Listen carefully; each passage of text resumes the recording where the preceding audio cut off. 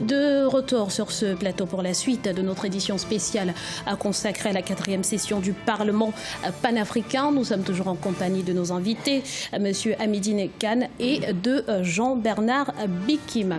Alors messieurs, avant la pause, il était question de comprendre les réticences de certains gouvernements africains à donner à ce Parlement panafricain de véritables prérogatives. D'aucuns pensent que les membres de ce Parlement, en fait, prennent trop de liberté, notamment une liberté de ton. Qu'en pensez-vous, M. Bikim? Franchement, personnellement, je ne comprends pas. Pour la simple bonne raison, quand un élu, un parlementaire, dispose de deux armes. La première, c'est les lois qu'il vote. La seconde, c'est la voix et les positions qu'il prend et qu'il défend. À partir de là, la vraie question qu'il faut se poser, est-ce qu'aujourd'hui, nous sommes satisfaits de ce que nous vivons depuis plus de 50 ans? La réponse est non. Aujourd'hui, la priorité des priorités, c'est justement de permettre au Parlement panafricain d'être l'interface multiforme entre les différents organes de l'Union africaine, mais aussi le relais entre les populations et les parlements nationaux et les exécutifs. Puisque la vraie question qui se pose aujourd'hui, c'est que nous sommes prisonniers des schémas hérités dont on a peur de se défaire, pour la simple bonne raison que toutes les personnes, y compris les présidents, arrivent à ces fonctions-là par des choix qui ne m'appartiennent pas, mais que je respecte. La question que vous avez posée mérite une plus grande profondeur. Parce que pour moi, effectivement, les parlementaires, quand ils vont au Parlement africain, la liberté de ton est beaucoup plus importante et puis les chefs d'État le craignent. Moi, je crois, cause pour laquelle il faudra que les Africains osent, la société civile ose manifester, ose demander plus aux gouvernants africains, aux chefs d'État, et puis ose demander au Parlement panafricain existant d'être beaucoup plus agressif. Merci, Monsieur Kane. Avant de poursuivre le débat, je vous propose de retrouver tout de suite en direct du centre de congrès de Gallagher Estate de Midrand. Babylas, bonjour. Quels sont les enjeux de cette 4e session du Parlement panafricain? Merci Graziella. Effectivement, nous sommes ici à Johannesburg, se tient la session du Parlement panafricain. Effectivement, cette session, on y attend beaucoup de choses parce que ce Parlement panafricain est en train de prendre de l'ampleur, est en train de prendre un certain nombre de dispositions, effectivement, parce que pendant longtemps, ce Parlement a été un organe consultatif. Il l'est encore, mais il va devenir bientôt un organe législatif. Mais pour cela, il faut un certain cheminement, ce cheminement que les États ont jugé utile aujourd'hui pour dire donnons à cette institution un vrai pouvoir législatif. Donc les représentants des États qui arrivent ici à cette session ont un rôle très important à jouer étant donné qu'ils vont légiférer. Ils vont légiférer désormais au nom de tout le continent. Ils vont légiférer au nom de tout le continent. Et par conséquent, il va falloir qu'ils soient dans de très bonnes dispositions. Mais j'ai suivi un peu votre débat tout à l'heure avec les invités qui ont abordé des points très importants. Mais je voudrais prendre un peu le contre-pied de ce que disait M. Bikim, qui disait exactement que le Parlement a un adversaire. Il va falloir qu'il aille au-delà de cet adversaire. Et quand je l'écoute très bien, je constate qu'il dit que cet adversaire, c'est les Africains eux-mêmes et c'est les puissances colonisatrices. Je crois qu'il va falloir que l'on aille un peu au-delà parce que je ne partage pas tout à fait le point de vue de M. Bikim. Il n'y a pas d'adversaire. Il y a les États eux-mêmes qui savent ce qui est bien pour eux. Pourquoi? Que viennent faire les forces colonisatrices dedans? Je ne vois pas grand-chose de ce qu'elles viennent faire, ces forces colonisatrices. Je crois que le Parlement a été créé en 2004. Nous sommes en 2017. Il y a eu du chemin, mais comment se fait-il qu'un Parlement ait demeuré institution consultative depuis sa création jusqu'à aujourd'hui. Je crois que les choses doivent évoluer. Mais les choses évoluent. On a signé un protocole à Malabo en 2014.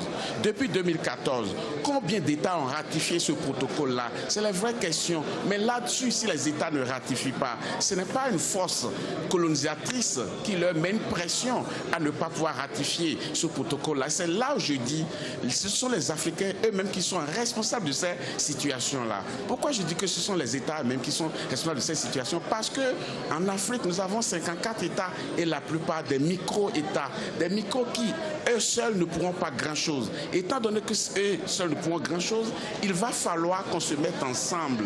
Mais pourquoi les États ont peur? Pourquoi les États ont de la peine?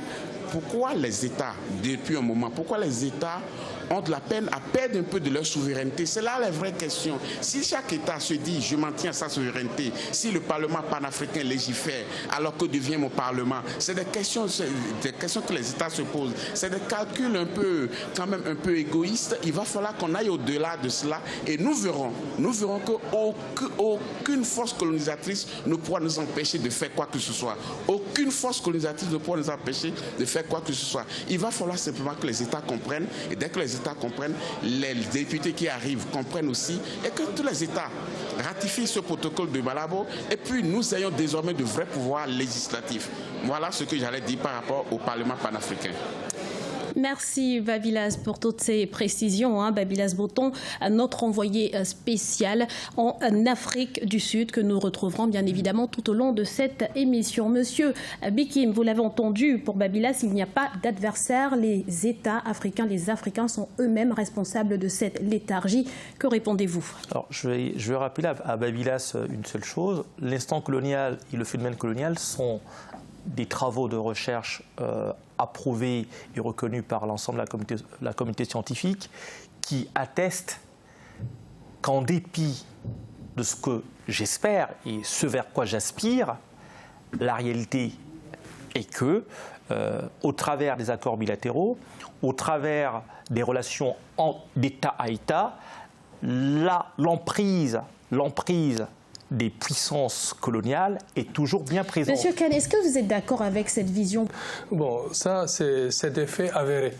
Il ne faudra pas le sous-estimer, il faudra justement que les Africaines se l'approprient et puis puissent réfléchir profondément là-dessus. Parce qu'il y a tout le temps des forces qui veulent freiner le continent africain. Le continent africain a toujours été morcelé. Depuis, on ne va pas revenir sur l'Égypte pharaonique et autres, mais depuis l'esclavage et la colonisation, l'Afrique a toujours été morcelée. Et puis le morcellement de l'Afrique, c'est du pain béni pour les autres continents, pour les autres puissances. Parce que si on regarde de très près, par exemple, le continent dans sa globalité, et puis quand on regarde d'ailleurs les enjeux sous-régionaux, par exemple, que ce soit l'Afrique de l'Ouest, l'Afrique centrale, l'Afrique australe, l'Afrique du Nord, l'Afrique de l'Est aussi, on voit que les enjeux sont différents. Il faudra que les Africains puissent élire librement leurs représentants au Parlement panafricain. Ce sera justement quelque chose de fondamental pour les Africains. Merci, Monsieur Kane. Je vous le disais en introduction, le Parlement panafricain est donc cet organe de l'Union africaine qui vise à assurer la pleine participation des peuples au développement et à l'intégration économique du continent. Et pour cette 4e session, l'accent sera mis sur la sécurité, entre autres, qui est un des grands défis de l'heure. On fait le point tout de suite avec Deogracias Podo. On en parle juste après. La 4e session ordinaire de la 3e législature du Parlement panafricain démarre le 8 mai 2017 en Afrique du Sud. Occasion pour les parlementaires d'aborder des sujets liés à l'économie, aux problèmes d'intégration, mais aussi et surtout aux principaux défis sécuritaires liés à la menace terroriste sur le continent. C'est une question d'actualité. Cela rentre en droite ligne de la conférence internationale sur la sécurité maritime que le gouvernement togolais avait organisée en collaboration avec l'Union africaine déjà en début de cette année.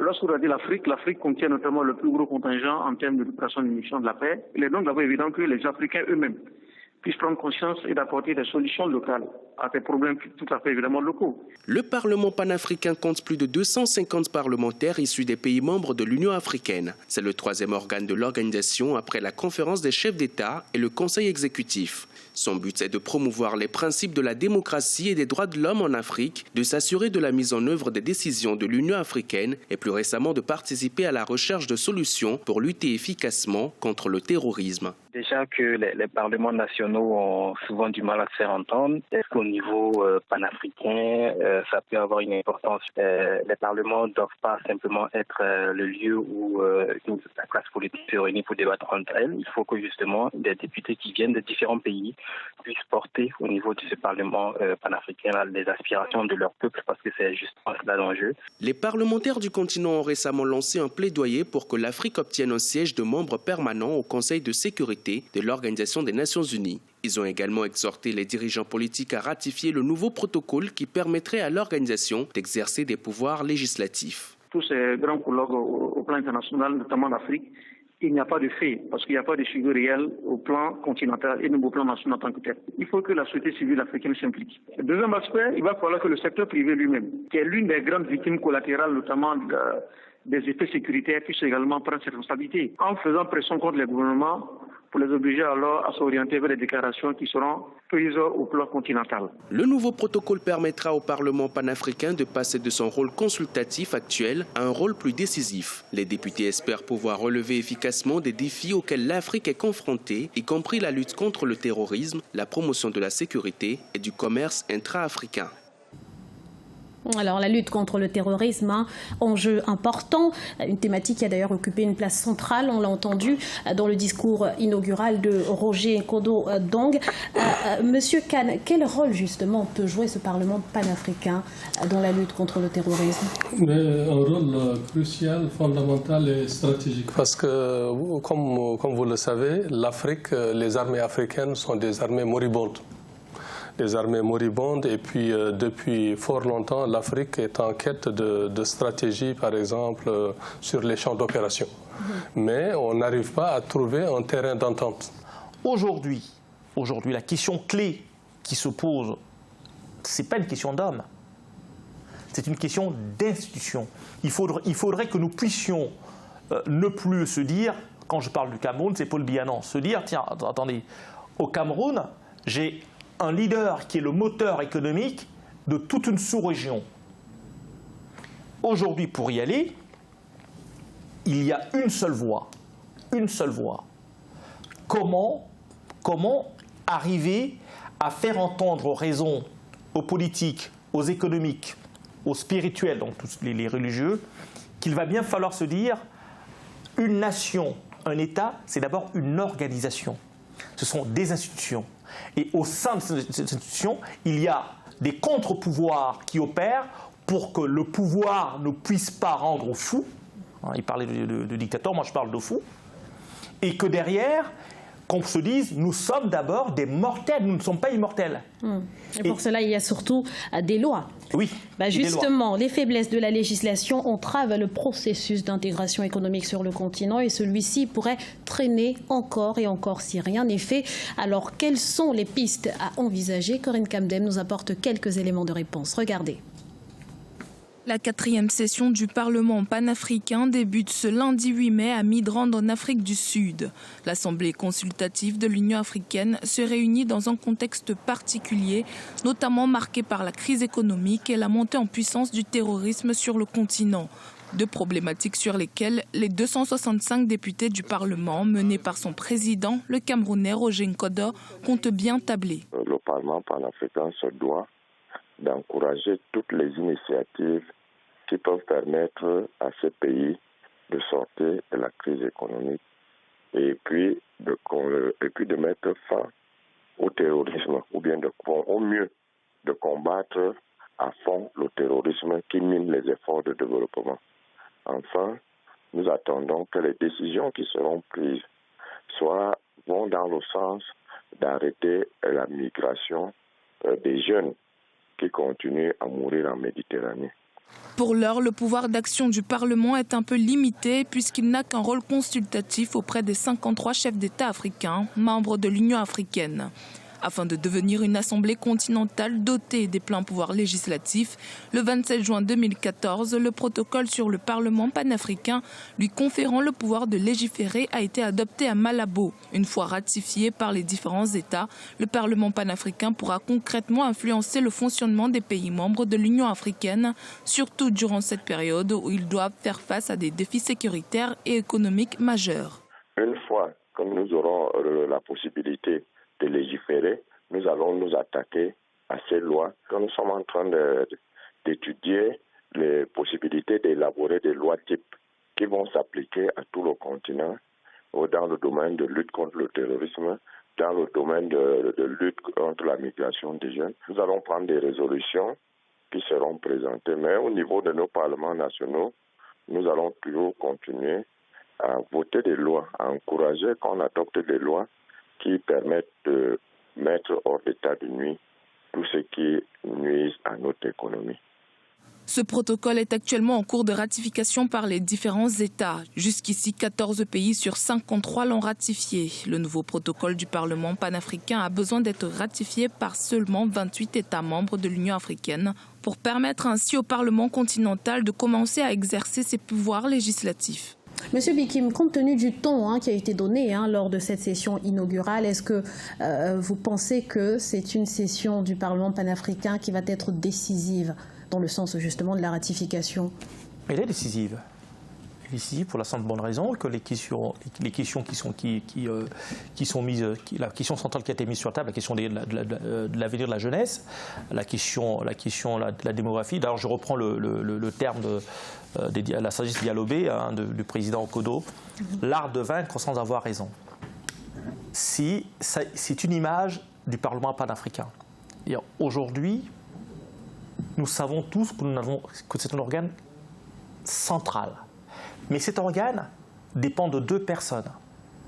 Un, des ressources humaines, deux, des ressources financières, mais surtout d'une décision politique.